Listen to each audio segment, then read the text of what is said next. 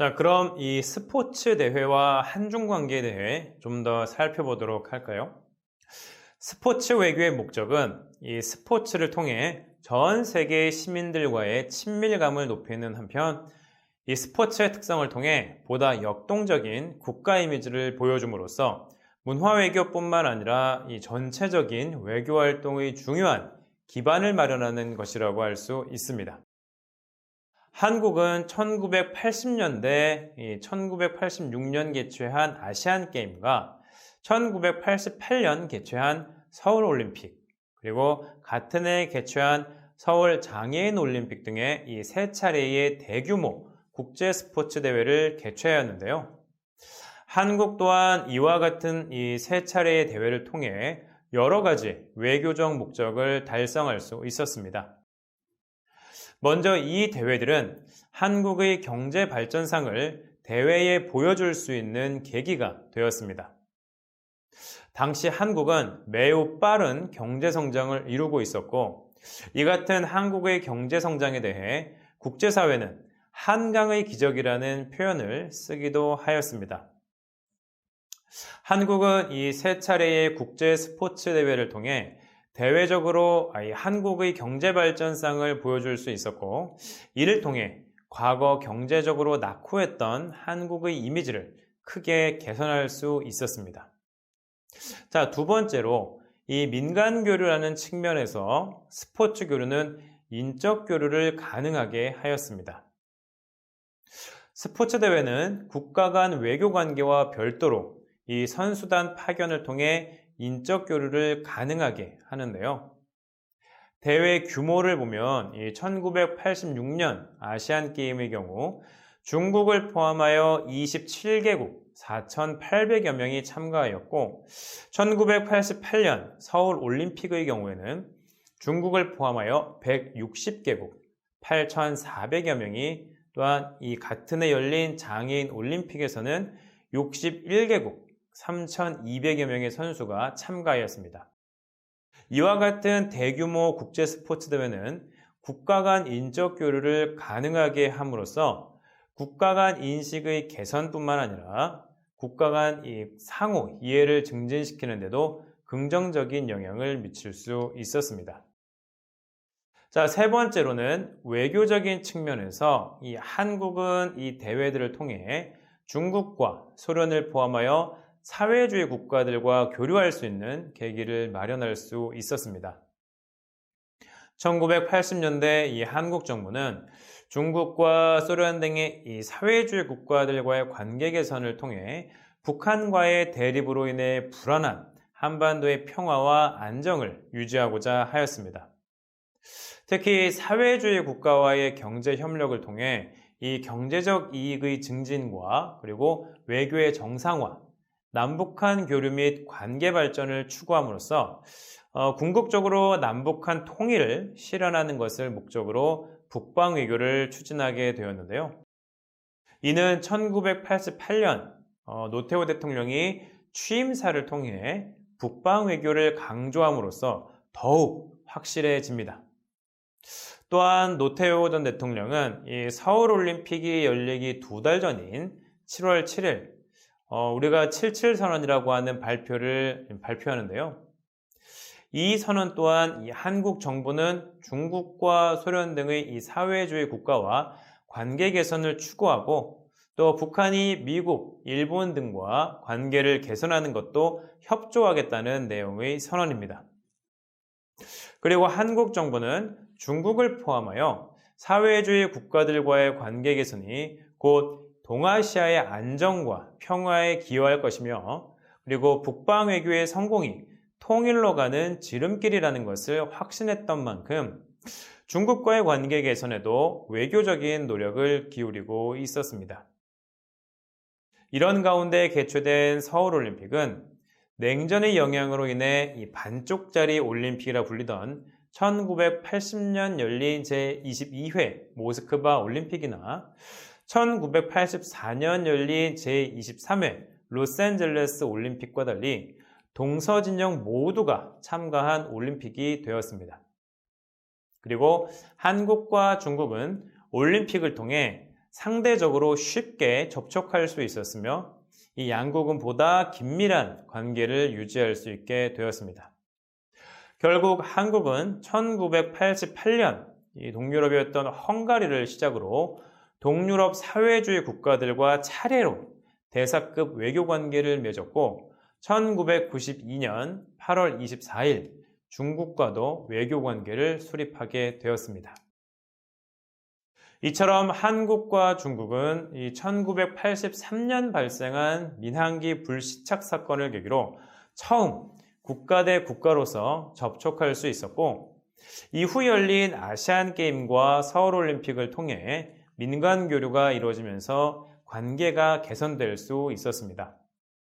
그리고 1992년 8월 24일 이 적대 관계를 청산하고 정식으로 외교 관계를 수립한 것이죠. 자, 그럼 이 한중 수교는 어떤 과정을 통해 이루어질 수 있었을까요? 한중 수교는 냉전의 종식이라는 이 국제적 환경의 변화와 함께 한국과 중국 이 개별 국가의 필요에 의해서 이루어졌습니다. 자, 우선 국제적 환경의 변화를 보면 1980년대 후반 헝가리의 민주화로부터 시작된 이 냉전의 약화는 소련의 붕괴로 이어지게 되었고 결국 미국과 소련의 대립에 의한 냉전 시대가 끝나게 됩니다. 자, 냉전이 끝나자 1990년 이 한국과 소련이 먼저 외교 관계를 수립하게 되었죠. 냉전 시대의 이념에 의한 이 적대 관계가 해소된 것입니다. 결국 냉전의 종식은 한중 수교를 가능하게 한 가장 중요한 배경이 되었죠. 그럼 중국의 입장을 한번 볼까요? 중국은 1978년 개혁 개방을 선포하고 이후 빠른 경제 성장을 이루고 있었습니다. 그리고 개혁 개방 정책에 유리한 환경을 조성하기 위해 한중 수교가 도움이 된다고 판단하였죠. 빠른 경제 성장으로 이 아시아의 네 마리 용이라 불리던 한국의 투자와 기술력이 중국의 경제 발전에 도움이 될 것이라고 생각했던 것입니다. 같은 맥락에서 중국은 1989년 발생했던 이 천안문 사태로 인해 서방의 경제 제재가 심해졌는데요. 이 같은 고림을 조금이라도 해소하기 위해 한국과의 수교를 고려했던 것입니다. 또 다른 이유는 대만에 있습니다. 중국은 지금도 이 하나의 중국 원칙을 고수하고 있는데요. 당시 한국과 대만은 이 외교 관계를 수립하고 있었고 중국이 국제사회에서 유일한 합법 정부라는 것을 인정받기 위해서라도 한국과의 수교가 필요했습니다. 자, 다음으로 한국의 입장입니다.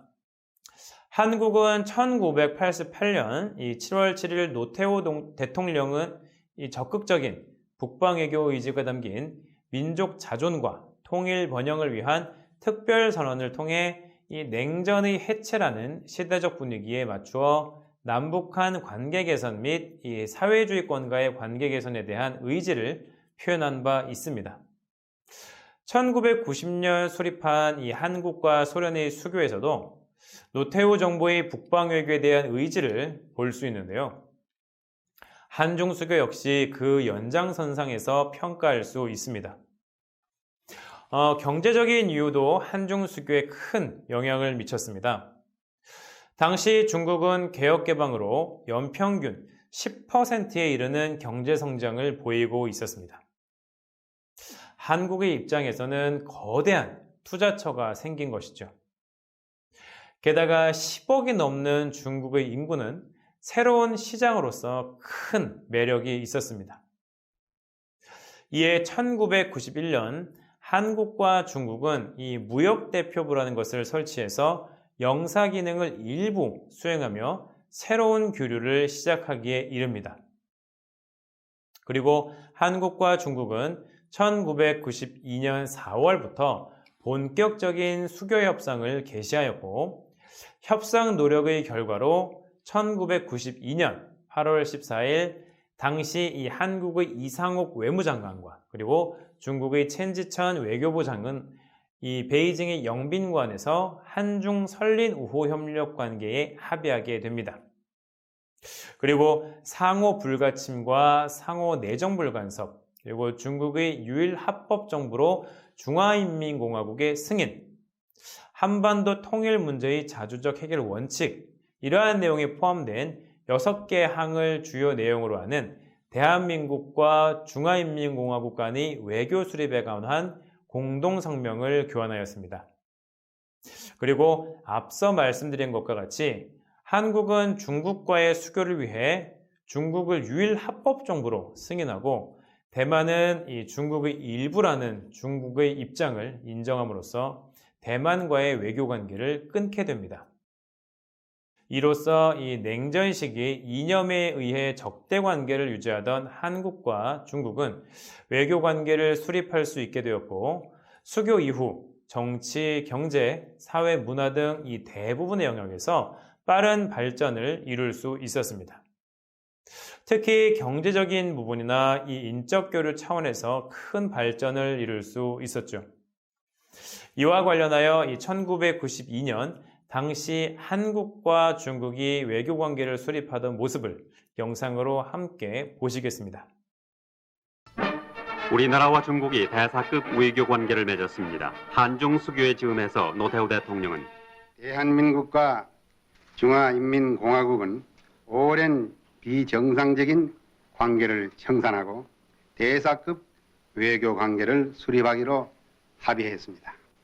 두 나라는 유엔 헌장의 원칙들과 주권과 영토 보존의 상호 존중, 상호 불가침, 상호 내정 불간섭, 평등과 호혜 그리고 평화 공존의 원칙에 입각하여 항구적인 설린 우호 협력 관계를 발전시켜 나아갈 것입니다.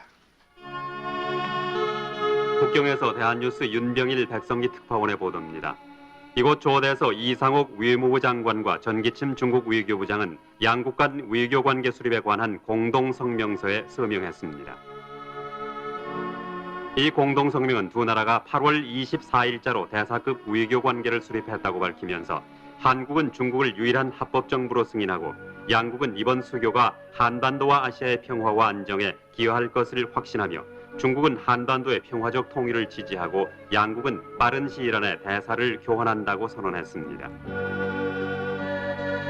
동북아시아의 평화 정착을 추구하는 공통의 이해 위에서 이루어진 두 나라의 수교는 냉전시대의 마지막 유물인 동북아시아 냉전체제의 종식을 예고하는 세계사적 의미를 가지고 있습니다.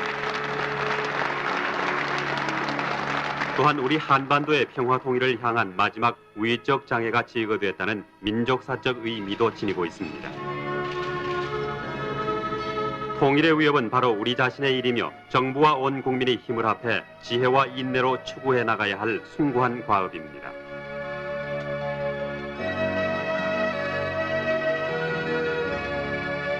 이상옥 외무부 장관은 인민대회당으로 중국의 양상곤 국가주석을 예방했습니다.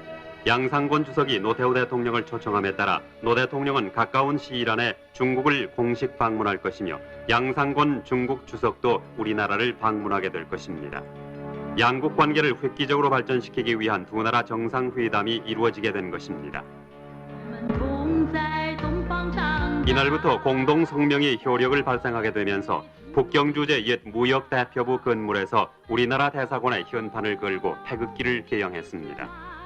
대사관은 이날부터 공식적인 업무를 개시했습니다. 한중 수교는 단지 두 나라만의 관계 개선 차원을 훨씬 넘는 역사적 의의를 갖고 있습니다. 이로써 우리나라는 국방 외교를 일단 매듭짓고 통일 외교를 얼마나 훌륭하게 추진해 나가는가 하는 과제를 안게 됐습니다.